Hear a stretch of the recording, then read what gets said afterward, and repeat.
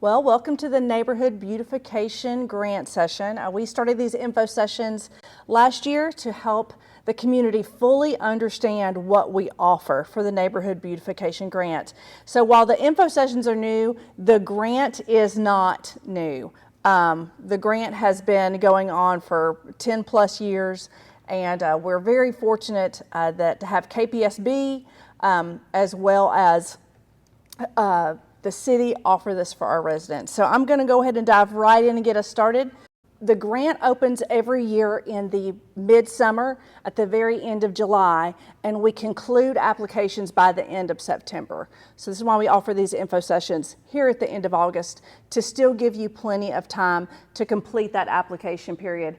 Grant applications range from $500 to $4,000. So those are the sums awarded. Now this is a matching grant. So if you were to have, say, your project was $4,000 and you knew that was the total of your project, you would ask for $2,000 because you would have $2,000 matching or something like that. So I always tell people, I'm like, if you've got a project and you plan on asking for the full amount, your project doesn't need to go over $8,000 because $4,000 would come from you and $4,000 from the city. That's from either your neighborhood through donations, in kind, which we'll go over a little bit, or through homeowners association fees. So eligible work includes exterior improvements to common areas. So that's like a clubhouse or a mailbox area or something like that. Any work done to entrances, anything that has to be done to a building within that area. We've had all kinds of things done. We've had people improve playgrounds. We have had roadside signage improved. We've had pine straw laid quite a few times, landscaping replaced for landscaping that has died out or gotten diseased. We've also had some things that you don't necessarily automatically think of as beautification. For instance, an area needed help with a drainage problem they had going on that was on their playground as far as landscaping. And that's beautification because not only is it kind of mucky to have a big swampy area on your playground, but it's also public safety because that breeds mosquitoes. So we can really open up the idea of kind of all this includes. So when we do the grant process, you put in your ideas, submit your idea. Keep Powder Springs Beautiful has a subcommittee that looks at it. After they approve it and they approve those amounts, then it goes to mayor and council. So the typical calendar for this goes that you turn in an application by the end of September. We have council look at that by mid-October, and we know what awards we're going to grant at the first part of November. Those monies are granted, cut usually between Thanksgiving and Christmas so that the work can be done during the winter. Half of the amount is given up front. Then you do some work, submit some pictures, let us know where you're at, what your progress is, and then the other half is submitted after about 50% of the work is done. We shoot for projects to be done by April 1st. So for us, that's April 1st, 2026. So it gives us a long winter and just into the spring to get some of these projects done. So eligibility, this has been a question. It's one of the reasons why we're here tonight. Who can apply? HOAs can apply. If you have a homeowners association, that homeowners association is welcome to apply. But if your neighborhood does not have a homeowners association, you are also welcome to apply. Makes it a little bit more of a challenge, but it's fun to get a grassroots effort going with your community and get all those people together to be able to apply. You can be a group of citizens living with a neighborhood with or without an HOA, just to be clear, and you can be on a multifamily residential property. What we do not permit through this particular grant is being a group of a civic group. So something like Boy Scouts, Girl Scouts, Civitan, Kiwanis. This is for residences. This is not for shopping malls, businesses. We do have a city business beautification grant that helps those kind of groups come forward and get beautification funds. We want to be sure that you're not going to violate any city codes during your improvement. So there will be a review process by which when KPSB looks at it, they'll check and see what kind of codes are a part of this, and we'll be sure that you are going to have what you need from permitting and codes fixed into your price to be sure that you don't go over. You can't be a party of any active lawsuit with the City of Powder Springs or be behind on taxes, levies, or anything like that. People that are employees of the City of Powder Springs or Cobb County or family members thereof are exempt. And this year we put in that we really wanted to limit the amount of consecutive years you can apply to 2 years. It's very often that a project comes in and you realize you might need to phase it when you start getting bids and prices, and you realize we can't do this for $8,000. It's going to cost $10,000. So in that case, this would allow you to break a big project down into a 2-year phase 1 and phase 2. But on year 3, we would ask you to take a year off before implementing another grant. This allows us to include as many neighborhoods across the city as we can. We want that diversity, and we want to be able to include everyone that we can. A quick tip to check your status on fees, taxes, levies, fines. I have the information here. It's also on the handout sheet that I gave you. There's community development will help you with planning and zoning and any kind of code enforcement issues. They've usually been made aware of those things. So that's ComDev at powderspringsga.gov. Doug Shiplett is our code enforcement contact. His email is up here, as well as Travis Sims, who's our finance director, that can help us if we see any fines or anything like that come across for your neighborhood. Now, the minute you turn in that application, I'm going to look at what it is and send the specs through these 3 entities, so that if we get through and I notice, oh, wow, they want to put a new shed on part of their property, or let's say they want to raise a pavilion in their common area, well, I go to code enforcement and say, what is that? Do they have to have a plan review, or are they going to have a permit for that? So I will help you get that information to be sure that you know exactly what you do need from the city as far as permitting or plan reviews if you're going to do anything really, really big. Filling out your application, this almost goes directly through the application. The application is on a Microsoft form. This allows it to be input electronically. I have given you guys my email address. Sometimes photos have been difficult to attach to the form, depending on if they're too big or too small. So a lot of people will just email me photos when we get to that point, but the application is actually done electronically. A couple of things it asks here. The name of your neighborhood. As long as you're in an HOA, you probably have an official name.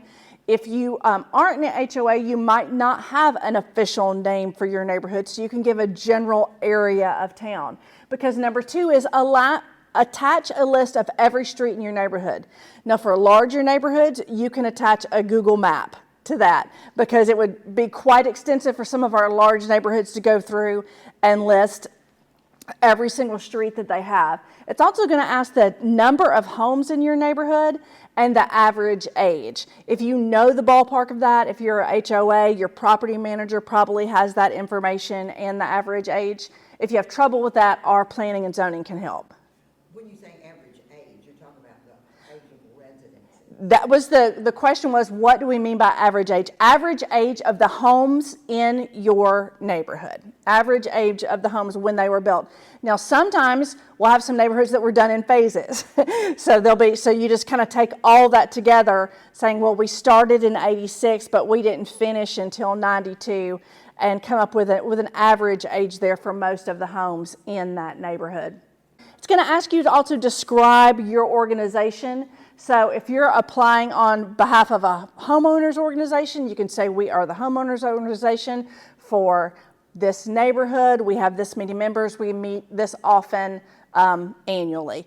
If you're not, and you're just a loosely affiliated group that are part of a neighborhood, kind of that grassroots effort I was talking about, we are a group of neighbors that have lived in this neighborhood between 5 and 20 years. We are here on behalf of our neighborhood to do some improvement for our sign or for our commons area.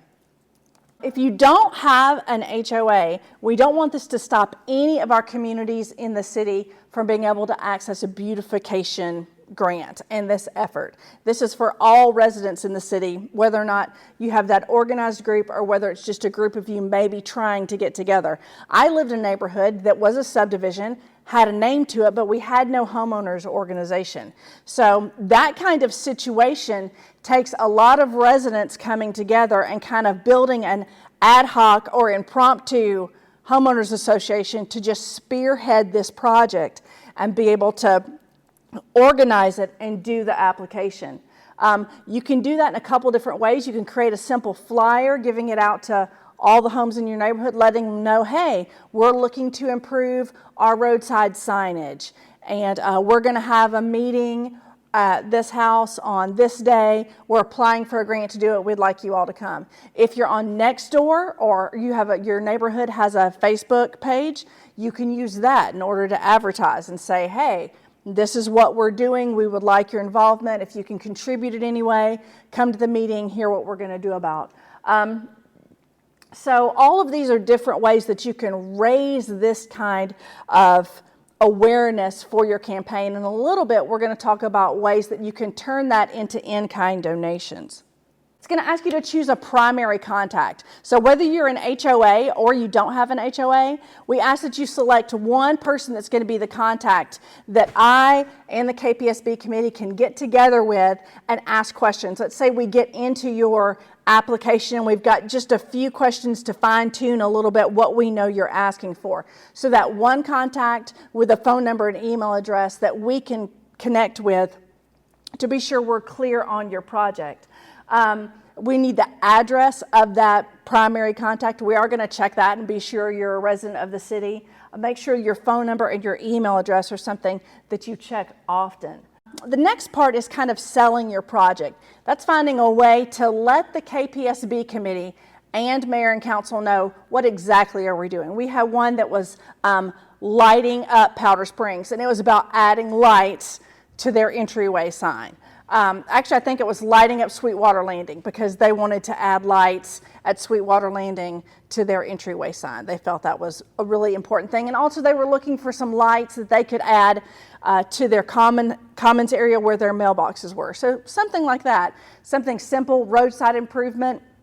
That's really, really easy to do, but just let us know really quickly what it is you're kind of trying to do with your project. Now, let's say you've got a couple things. Well, we want to be able to do lights, put some solar lights at our sign, but that's not going to cost the extensive amount we could ask for the grant. And we also want to do something on our playground. Don't let the fact that you have a diverse project stop you. You can add both of those projects into the same grant. It doesn't have to be just doing your sign or just doing your playground. If you've got a multi-part thing that you're trying to get done, say you know there's extensive work on the outside sign, there's also work on the playground. This year you're putting these two parts together. They can be from different parts of your neighborhood need. You're going to be asked to compare what you've got with what you have. Sending us pictures is the best way for do that. So get out and take these before pictures of where you're at, pointing out, well, you can see that this sign has aged. The last time we can tell our sign was done was in 2001. So we really feel like it just hasn't aged as well as we want. It's a little bit weathered. We're looking to repaint that. Or we are looking to replace some of our landscaping at our entryway because disease came through and got our dogwoods and they need to be cut down. We had a neighborhood last year that just needed a tree trimmed over their big entryway. So we worked with them just on that, being sure that it didn't hit the tops of vans and large trucks that were coming in and out. So don't forget just to have a plan also for how you're going to maintain whatever you have done. That's going to be asked in the application. So the idea is that let's say you are going to do a sign for your neighborhood. So how are you going to maintain the new sign that is purchased? Well, will be maintained by landscaping crew through pressure washing or through hand washing or something like that. Or let's say you're going to do, you're putting in a lot of landscaping. Will be maintained by our landscaping maintenance crew, something of that nature.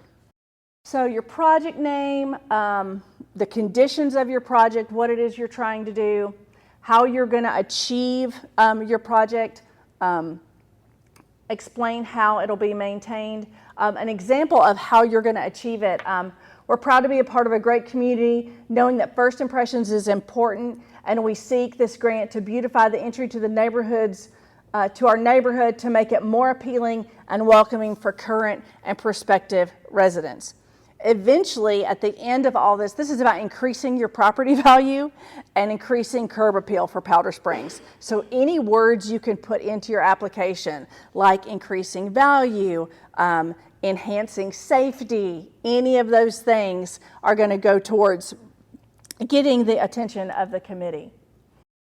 So figuring out the expenses, this is item D in the online application, and it's relatively straightforward. One thing I want to say up front is if you are getting a bid for any work that you're having done from an outside company, whether it's a contractor or a sign company or a landscaper, when you're getting that bid, you're going to be getting that bid in September, but the work's not going to be done until the 1st of next year. So let them know that so that you don't wind up in a situation to where you're short on funds. Well, we only asked for $2,000, but now they're coming back and saying it's going to be $2,500. Let them know we really need this bid to be good for 6 months. And a lot of times they'll pad that for you and help you with it if you tell them you're working on a neighborhood beautification grant and that this money is coming from the city. So I just caution up front for you to do that, to be sure you don't get yourself in a situation to where you don't have enough funds to cover your project because the amount of the work is going to be more than it was when you got your bid. Does that make sense? Absolutely. Great. So let's say you've got this form open, you know what you're going to have, and this is for some landscaping. Our example here, there'll be a blank, and under it, it says description cost, describe the cost. So we are going to do flowering shrubs, our entrance. So that's going to be about $1,000 because it's this many at this much each. And then we're also going to do mulch, and it's going to be this many at this much. So you come down, that's your total project cost. That can be a bid from somebody you have coming in to do the work. It can just be going and doing an estimate from Home Depot of what you got that you know you're going to need, but a general idea of what your total estimated cost is. After that, we go into you asking for funds. So if this is pretty straightforward and you have an HOA and you're going to use HOA funds to be the match, then this next part might not matter as much. But don't discount the contribution in-kind labor can make to your project. So in-kind labor is a big deal. Volunteer hours at getting your site ready, clearing it, doing any kind of beautification area to that immediate place where your grant is going to happen can be calculated at a federal rate per hour.